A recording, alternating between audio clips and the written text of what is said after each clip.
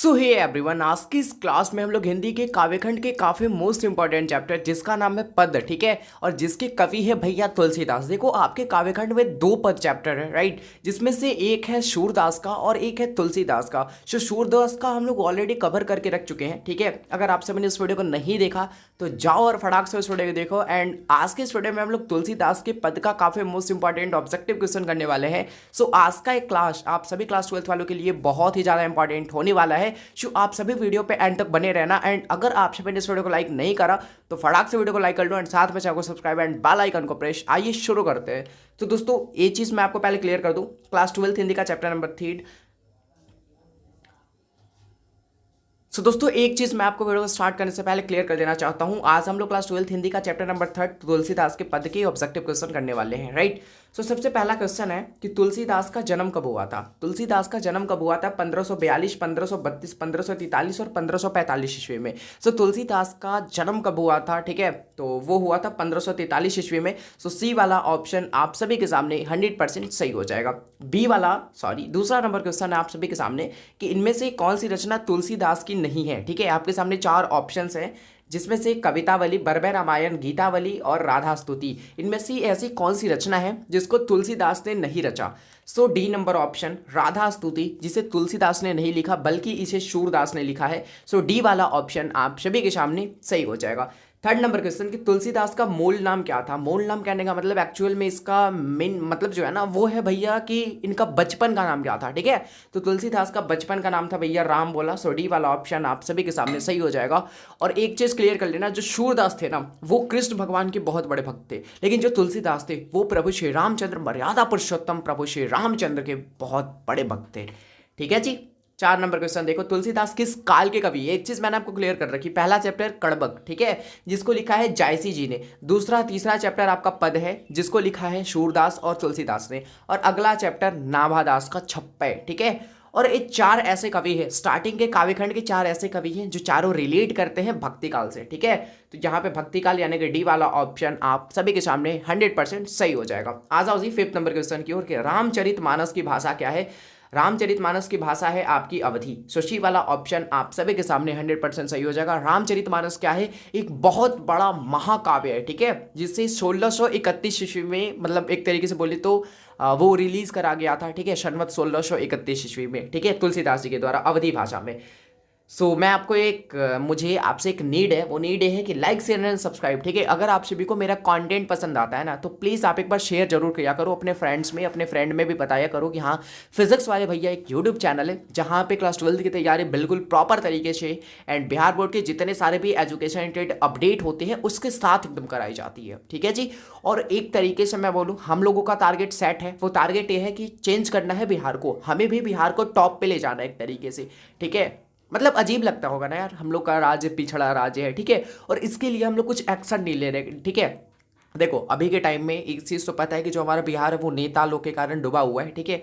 तो जिस दिन बिहार का एजुकेशन सिस्टम सही हुआ, जिस दिन बिहार का एजुकेशन सिस्टम सही हुआ ना, उस दिन ये बिहार से जातिवाद खत्म होगा। रियलिटी में बता रहा हूँ, जातिवाद जिस दिन खत्म हुआ फिर उसके बाद बिहार में एक अच्छा नेता आएगा और जो कि बिहार को डेवलप करेगा। बहुत सारे लोग ऐसे हैं ना जो कि बोलते हैं बिहार का कुछ नहीं हो पाएगा, ये नहीं हो पाएगा, बिहार पिछड़ा राज्य रह जाएगा। मतलब एक तरीके से जाओगे कभी अदर स्टेट में जाके देखना, ठीक है, बिहारी शब्द को तो ऐसे यूज़ करेंगे ना भैया जैसे कि एक तरीके से लाइक बिहारी हो तुम, गाली शब्द, ठीक है। गाली जिस तरीके से यूज़ होता है ना उस तरीके से एक बिहारी एक गाली शब्द बन गया है।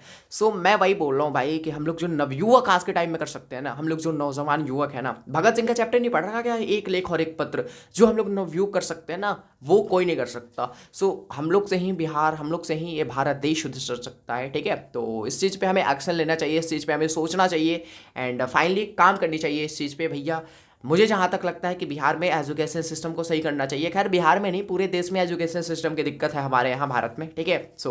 बिहार का एजुकेशन सिस्टम जिस दिन सही हुआ, ठीक है, तो उसी पे मैं वर्क कर रहा हूँ, चाहे फील्ड जो भी हो हमारा, ऑनलाइन हो ऑफलाइन हो, ठीक है। बस टारगेट एक होना चाहिए कि हमें बिहार का एजुकेशन सिस्टम सही करना है और उससे भी बड़ा नेक्स्ट लेवल का टारगेट ये है हमारा कि बिहार को टॉप पे ले जाना है, बिहार को बदलना है, ठीक है। तो इसमें I need your support. Support अपना बनाए रखो। बाकी मैं मेहनत कर रहा हूँ अपने इस बिहार के लिए, मैं इस अपने धरती के लिए, अपने इस माडे के लिए।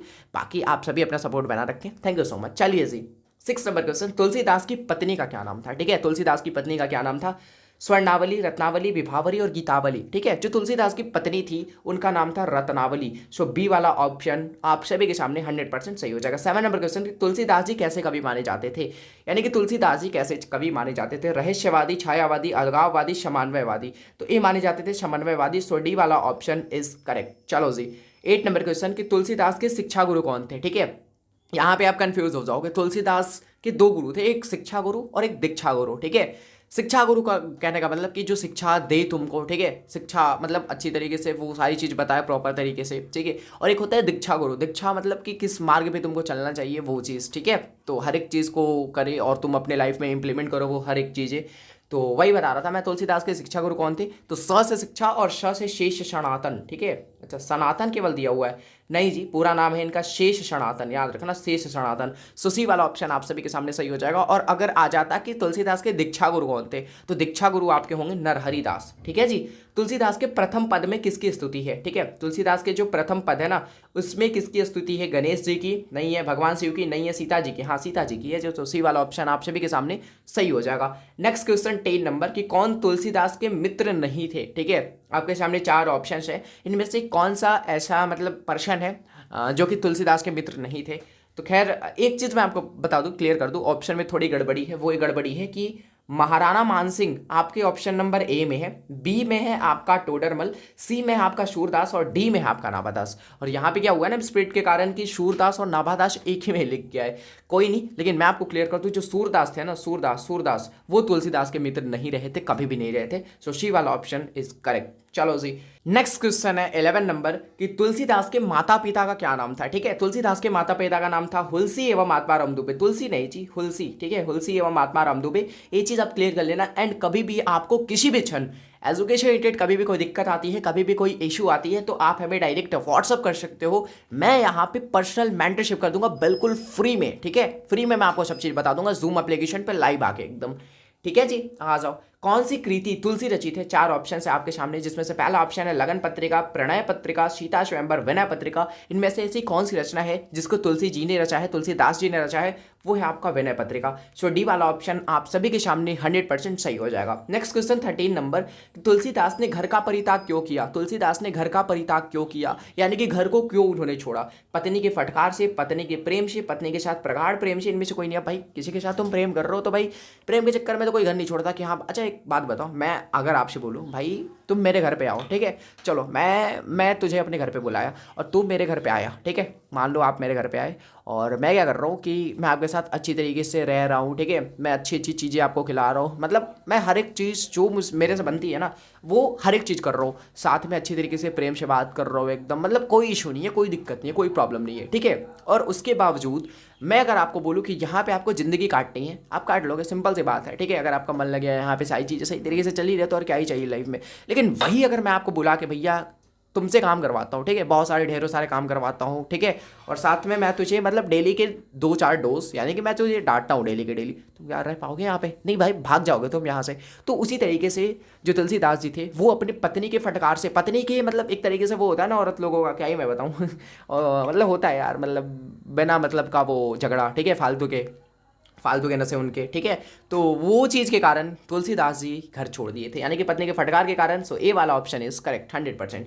चलो जी 14 नंबर क्वेश्चन कि तुलसीदास जी कैसे कवि माने जाते हैं। तुलसीदास जी कैसे कवि माने जाते हैं, रिपीटेड क्वेश्चन है। सो डी वाला ऑप्शन इज करेक्ट। हाँ आवी थी रुका।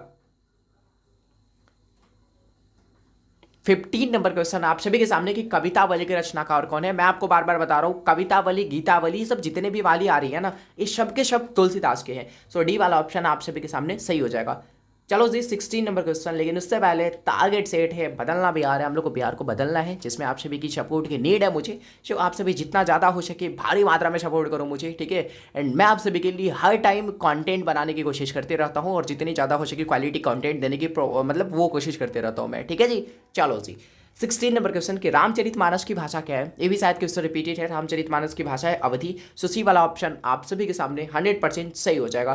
तुलसीदास के दोनों पदों में किस रस की व्यंजना है। तुलसीदास के 2 पद है, राइट। अब दोनों पदों में आपकी रचना है वो भक्ति रस की, ठीक है, भक्ति रस की व्यंजना है। सो बी वाला ऑप्शन आप सभी के सामने सही हो जाएगा। तुलसीदास का सर्वश्रेष्ठ महाकाव्य कौन सा है, वो है भैया श्री रामचरितमानस। सो सी वाला ऑप्शन आप सभी के सामने 100% सही हो जाएगा।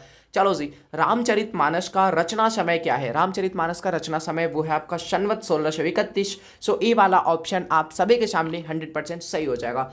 20 नंबर क्वेश्चन कि तुलसीदास का अस्थाई निवास कहाँ है, ठीक है, स्थायी निवास है उनका काशी, काशी। सो सी वाला ऑप्शन आप सभी के सामने 100% सही हो जाएगा। 21 नंबर क्वेश्चन देखो कि दूसरे पद में तुलसी ने अपना परिचय किस रूप में दिया है, ठीक है। 2 क्वेश्चन करे जाते हैं।